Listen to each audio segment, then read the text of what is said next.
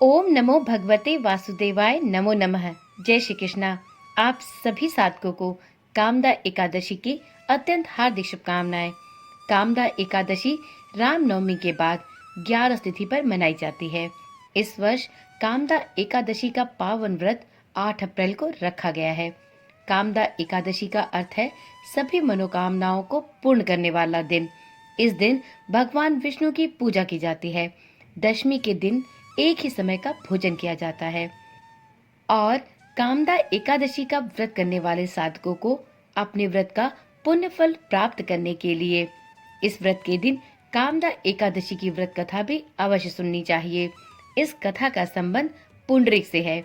एक समय की बात है, धर्मराज युधिष्ठिर ने भगवान कृष्ण से प्रार्थना की कि हे महाराज, अब मेरी इच्छा चैत्र मास के शुक्ल पक्ष की एकादशी के नाम, महात्म और पूजा विधान आदि के बारे में विस्तार से जानने की है।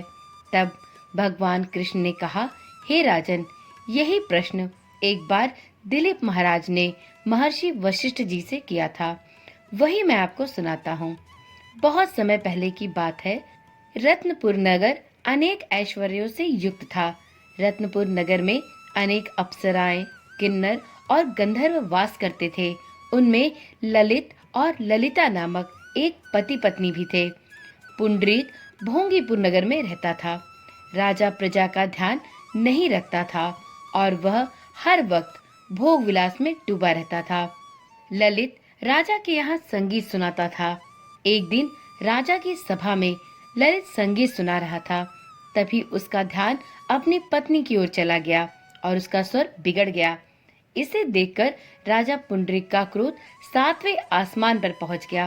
राजा इतना क्रोधित हुआ कि उसने क्रोध में आकर ललित को राक्षस बनने का श्राप दे दिया। राजा के श्राप से ललित मांस खाने वाला एक राक्षस बन गया। अपने पति का यह हाल देख ललिता अत्यंत दुखी हुई।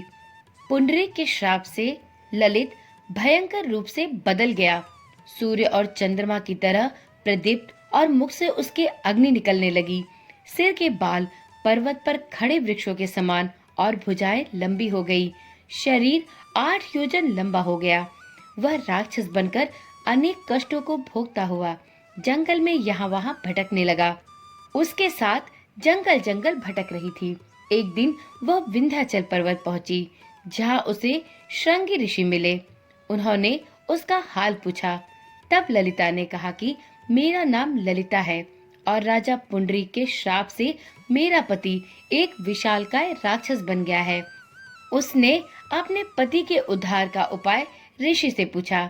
ऋषि बोले, गंधर्व कन्या, अब कामदा एकादशी आने वाली है।